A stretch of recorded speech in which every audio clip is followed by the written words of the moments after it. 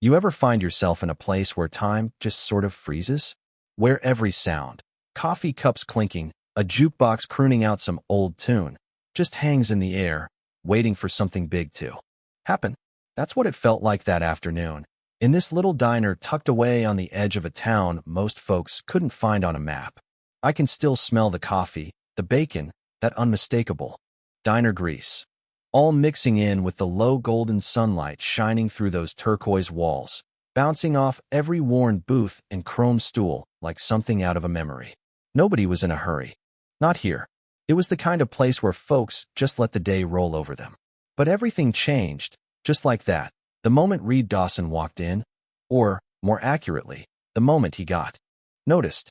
Reed, who everybody called Red Dog, looked like the sort of guy you'd cross the street to avoid, a face roughened by wind and road, tattoos crawling down his arms, a battered denim vest, barely covering the years he'd spent running from something or other, gold cross around his neck, hands so beat up you knew he'd done real work, maybe real damage too, depending who you asked. The kind of man folks assumed didn't have a gentle bone left in his body. But that day his eyes looked, I don't know, tired maybe, like he'd seen too much and was waiting for something to change. He sat there, spinning his coffee cup around, not really looking at anyone, just lost in his own head. And then fate, if you believe in that sort of thing, walked through the door, shivering and out of place. She looked like she'd had about the worst month of her life. Skinny, late 20s, wrapped in a sweatshirt 3 sizes too big, jeans torn at the knees, shoes that didn't match. Her arms were full. A little girl, couldn't have been more than 3, clinging to her side, face buried in tangled hair, cheeks pale from the cold. The mom's eyes darted around, not for a seat, not for a menu, but for, well, you could just tell, for mercy. Now, the thing about diners is, everyone's watching even when they pretend not to. The waitress gave her a quick once-over. Didn't move an inch. The other customers did that thing where you look, but you don't see. Only Reed actually paid attention. He noticed how tightly the woman held her little girl, whispering in her ear, like she was trying to keep both of them from falling apart. She came right up to Reed's table, but instead of sitting, she did something I'll never forget. She dropped to her knees right there on the floor, eyes locked on his half-eaten plate. You want to talk about silence? The whole diner just held its breath. All you could hear was the hum of the fridge and the faint whir of the ceiling fan. And in this tiny, trembling voice, she asked, could she have his leftovers, just for her daughter? Not even for herself. Just the scraps, whatever was left. For a second, even Reed didn't know what to say. He looked at his plate, then back at her, then at the little girl whose whole world was right there in her mom's arms. Something inside him shifted, a crack in that tough shell. Because here's the truth, Reed wasn't just some hard-luck biker. Years back, he'd had a family, a wife who finally had enough of his drifting ways, a daughter he hadn't seen since she was 5. Every night, in those quiet hours after the bike stopped rumbling, he saw her little face in his mind, wondered if she'd ever needed help, and he wasn't there. So Reed did something nobody saw coming. He stood up, slow, careful, like he was afraid he might scare her, and pushed his plate across the table. Didn't say a word. Then he walked to the counter, leaned in close to the cook, and said something nobody else could hear. Next thing you know, Reed's coming back with 2 hot takeout boxes, a fresh bottle of milk, and, here's the kicker, he kneels right down next to that woman. Right there on the sticky diner tile. Tattoos, scars, denim, all of it on the ground. This isn't leftovers, he tells her, voice rough but honest. It's fresh. There's enough for tomorrow too. And he slides the boxes and the milk over, then reaches into his vest for a crumpled bill, enough for a week's worth of meals. I'll tell you, the look on that woman's face, she was shaking so hard. She nearly dropped the food. She just kept saying, why? Why would you do this for me? And Reed, well, he looks at her daughter, then right at her, and he says, because once I couldn't help mine. Nobody in that diner was the same after that. The other bikers, guys who usually act too tough to care, suddenly had something in their eyes, you know? Some stared at their boots, others blinked away whatever was stinging. Even the waitress, who hadn't moved at first, came over and set down a mug of cocoa for the little girl, patting her head awkwardly. Reed just sat back down, staring out the window, not saying much. You could see the weight lifting off him, just a little. The mother left, arms full of food, head high for the first time in who knows how long.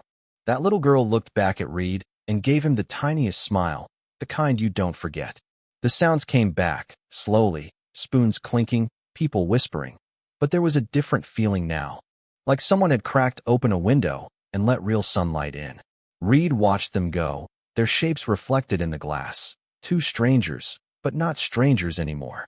That night, Reed fired up his motorcycle and rode out under the neon diner lights, the wind pushing against years of regret.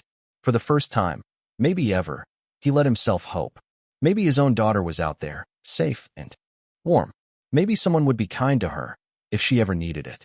And you know what? That's the thing about kindness. It shows up where you least expect it, and when it does, it changes everyone. Not just the person getting helped. The people in that diner.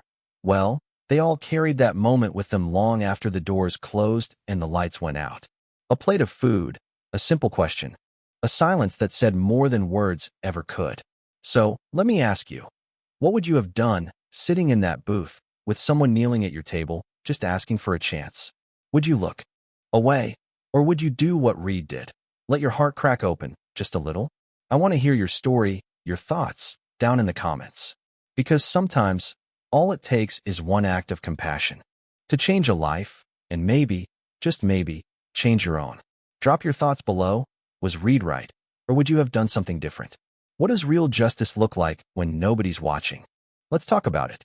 And if this story made you feel something, hit that like, share, and subscribe, because the world could use a few more reminders that kindness is still out there, waiting for its moment. Funny thing is, after that night, Reed couldn't stop thinking about what happened. He went home, sat in his old recliner, lights off, TV flickering, the distant sound of motorcycles from the bar down the street, and just stared at the ceiling for what felt like hours. Maybe it was the way the woman looked at him, or maybe it was the way his own daughter's memory crept back into the room, soft as a whisper. But something had changed. He felt it in his bones. The next morning, he found himself rolling back into that same diner. Yeah, the one with the sticky floors. And the sassy waitress, the same teal booths, everything exactly as he'd left it, except the air was different. People looked at him a little longer, not with fear or suspicion, but with something like respect. You ever feel that? Like suddenly folks see a piece of you you'd forgotten you even had. He took his usual spot, ordered his coffee, black, no sugar, and noticed the waitress slide him an extra plate of eggs without saying a word. Just a quick nod, like she understood. Across the room, an old man with shaky hands and a war medal pinned crooked on his jacket kept stealing glances at Reed. Eventually, the old-timer stood, shuffled over, and sat down across from him. Didn't even ask. I saw what you did last night, he mumbled, voice raspy, eyes watery but clear. World's got enough people turning their backs. Good to see someone remember how to show up. They didn't talk much after that, just sat there, sipping coffee, watching the light crawl across the tiles as the town woke up. Reed realized the smallest things were shifting around him.